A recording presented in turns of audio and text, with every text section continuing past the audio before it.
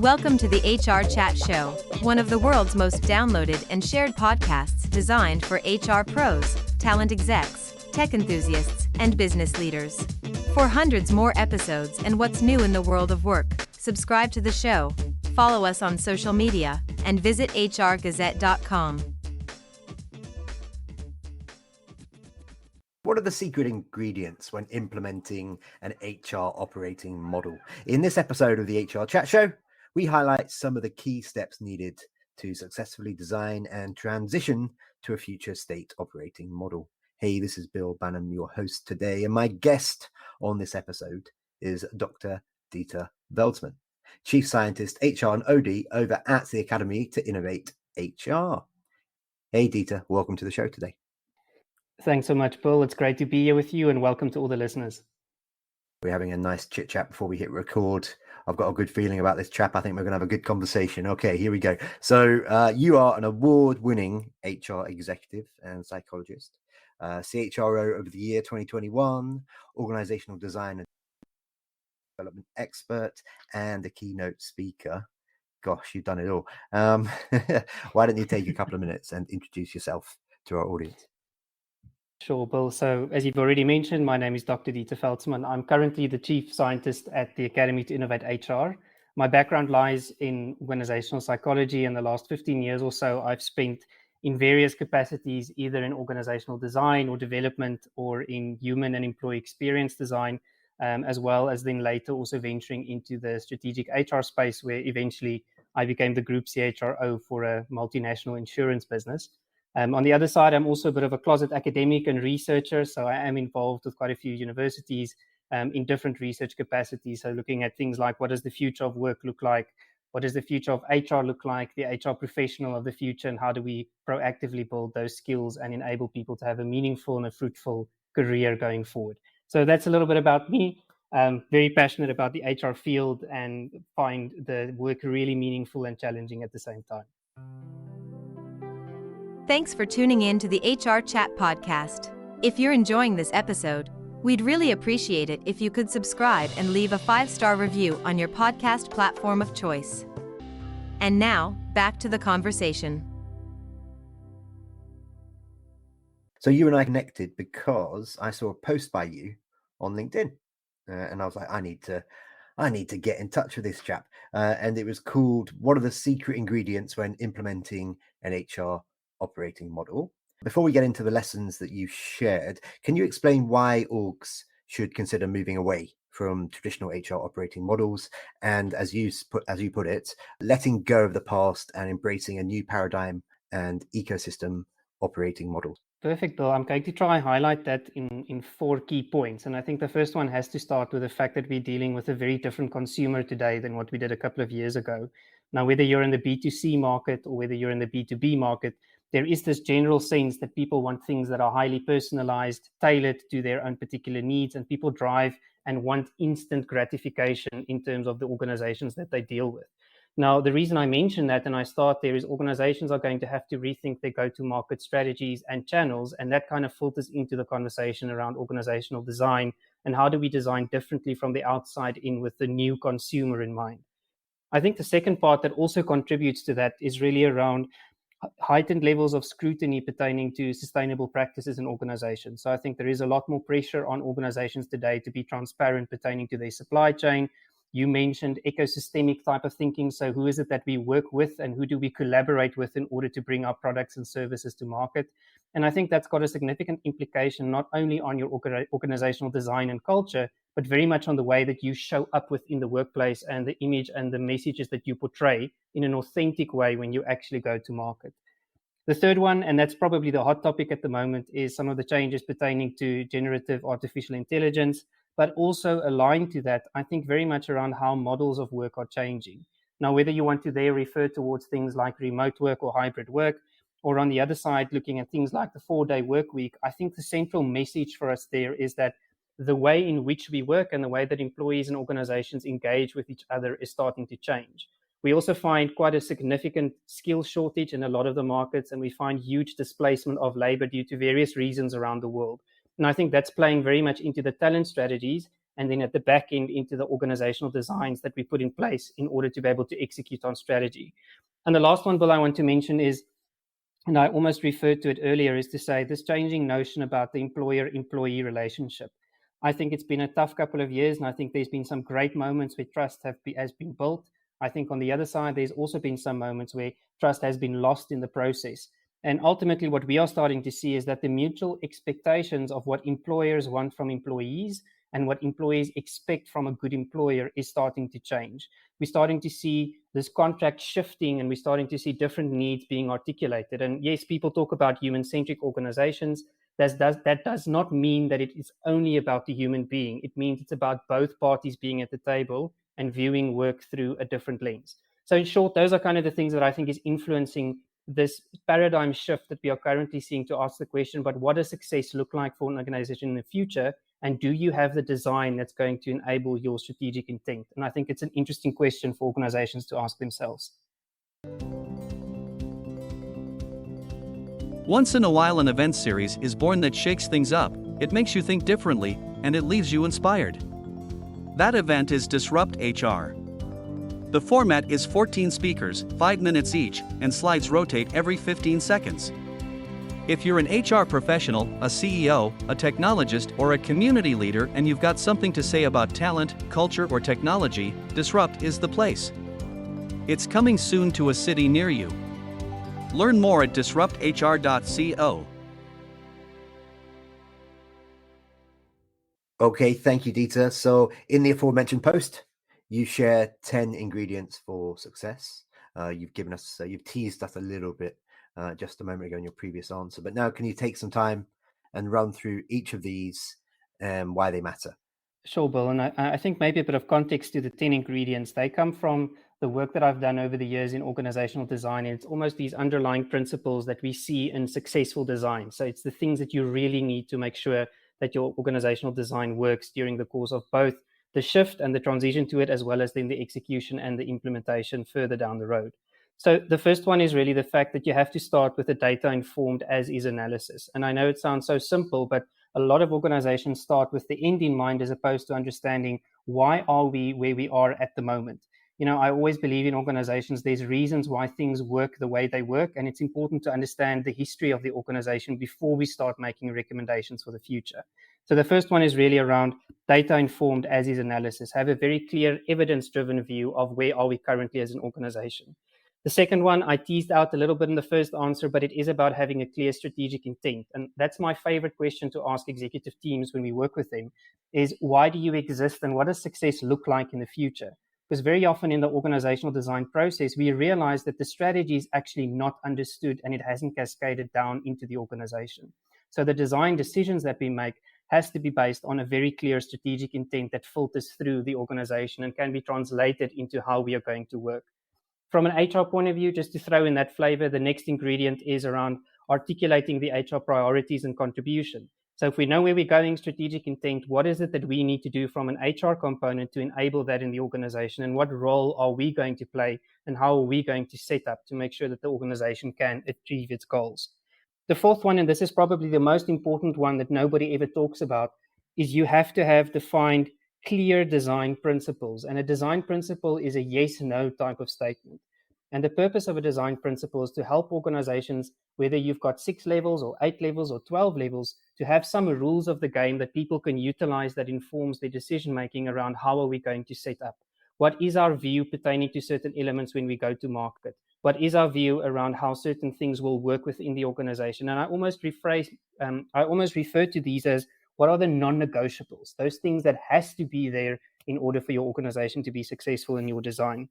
That gets us to the next one, which is around a clear overview of critical capabilities. And here I know organizations often fall into the trap to say, you know, we want to be great at these 25 or 30 things because that's going to make us successful.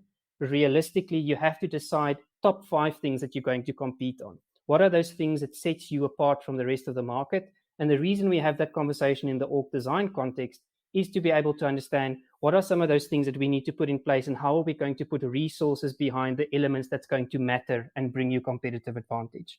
We have to admit and acknowledge as well that we will always have things that keeps the lights on or things that we have to do. But it is really, really important from a strategic point of view that you know what those differentiators are and what those solutions are going to look like for you in future. The next one for me is a clear blueprint. And if I can use the analogy of building a house, you want to have a plan in place that says, this is where the rooms are going to be, this is where the piping is going to be, this is how the electricity is going to work. And a clear organizational design blueprint is a very, very simple visual depiction of how are the different parts of the organization and these different capabilities that I've spoken about now going to work together. And what is the logic that we are going to put in place in terms of how the organization operates. Now, there's a lot of really good blueprints out there that you can utilize as a starting point. And it is important to know and understand that there's no such thing as a perfect organizational design. Every design has got benefits and limitations. And it's important that you are aware of that whenever you make a decision pertaining to what the blueprint is that's the best fit for you, given what your strategy is going to be. The next ingredient is then when we start getting down to the detail. It is about having clarity on workflow, roles, and technology. And this is really around how will work be done within the model. And as much as in the organizational design context, we need to have the 50,000 feet view, we also need to be able to really deep dive into the detail to say, what is the tactics that we are going to apply in the design to make sure that we collaborate across different areas, that we don't design in silos, and that the work logic that we want to put in place actually drives through the entire design and all the levels of the design in the right way in order to deliver the successful outcomes that we're looking for. Now, the next one, and I often get teased about this by my colleagues, is this thing around the fact that all designs need to be bad. And what I mean by that is they need to have boundaries, they need to have clear levels of accountability, and on the other side, they also need to have very, very clear decision-making authorities in place, which just refers to the fact to say, do we know where the buck stops, where accountability lies in the organization, and are we very clear on that? Because that's an important part of operationalizing the design and making sure that those things actually fit into place. Now, the next one, and probably the most important, is leadership buy-in. And when I refer to leadership buy-in, it's not the things that happen within the room, it's the things that happen outside of the room when we actually start implementing the organizational design. Leaders need to support where we are going, not only from a cognitive point of view, but also from an emotive point of view, to really understand what does the behaviors look like and what does it mean for them to really sponsor what this new future is going to look like. Now, Bill, there's something I like to refer to as corridor terrorism that we find in a lot of organizations where everybody agrees around the table, this is a great idea, but when they start realizing what it means for them, potentially loss of status, potentially loss of power, their tune changes once they've left that particular room, and that can be extremely derailing to your design. So if you get one thing right, it is to make sure that you've got leadership buy-in. And the last ingredient I want to mention is a clear roadmap. Sometimes the future design is just too far away and it's too big of a disruption for us in terms of where we are today. There we need to understand what does the interim steps look like and how are we going to slowly over time with every decision we make in the organization start moving us closer towards this end state, towards this design in terms of how we want to set up. I've seen a lot of organizations make the mistake where they've got a beautiful end picture, but they don't actually spend the time to spell out what is this roadmap going to look like, because that's where the detail starts playing a role. And I think it's an important thing to spend some time on so that you can also celebrate and actually see what progress is going to look like in terms of the milestones that you might hit along, a journey that could potentially stretch over a couple of years. So, Bill, for me, these are the 10 ingredients for success. They are not necessarily in a linear order, but there is a logical flow to them that organizations can think about whenever they are embarking on an operating model journey or a redesign journey in their organization. Genos North America is a global team of changemakers using emotional intelligence to enhance how we connect, communicate, and collaborate at work. And we are proud to support this episode of the HRchat podcast. Transforming essential people skills at work makes a difference to people's relationships outside of the workplace. Using our tools, people become better parents, partners, siblings, and friends. That's why we call our work game-changing for business and life-changing for people. Learn more at genosnorthamerica.com. Wowza, there's a lot to unpack there. Thank you very much. One concept, one term that jumped out as you were chatting there, and I had to follow up on was this idea of corridor terrorism.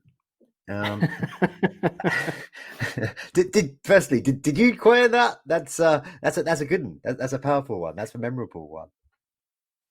I can't remember whether I coined it or it might have been a colleague that I was working with at the time, but I can remember we started speaking about it as part of an organizational design project that we were on, where we had executives that were in a full agreement of what we were trying to do within the room. And in the moment that they left, in kind of the sidelong conversations, we started picking up almost a bit of passive aggressive behavior from their side. And that's where the term was coined. So it's said with a little bit of a tongue in cheek, but it does refer to the fact that do we know what the unintended consequences of some of the behaviors are, especially when executive leaders speak out about their support or lack of support for some of the design decisions we make. Okay, so what do you do then? What do you do to ensure that the executive level buy-in remains? Do you send follow-up emails straight away saying, reply saying, I swear to do these new things? I'm being tongue-in-cheek now. What are those communication channels needed? What are those steps needed by the HR department or whomever else to ensure that leadership at the top do carry out on the promises that they make?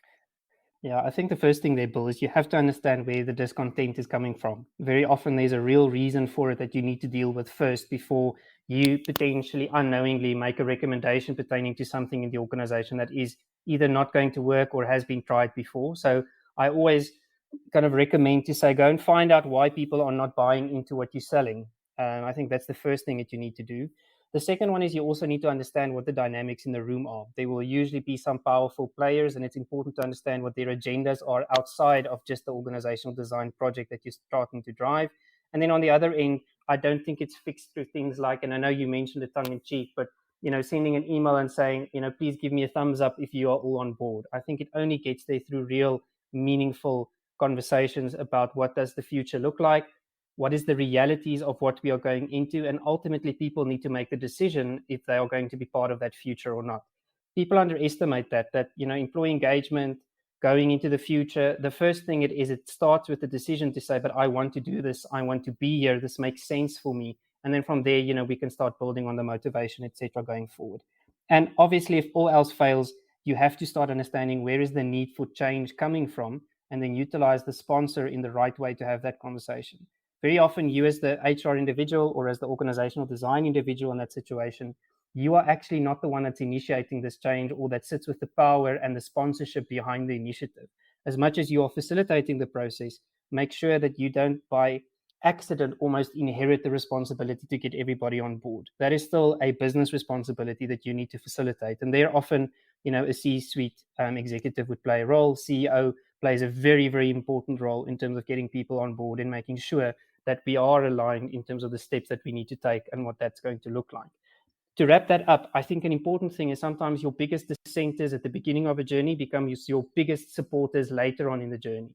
And some great advice that I received early in my career is to say, don't get upset when people disagree with you or when they are resistant to the course of these processes. It means that they are interested enough that they are willing to expend some energy to really have the conversation.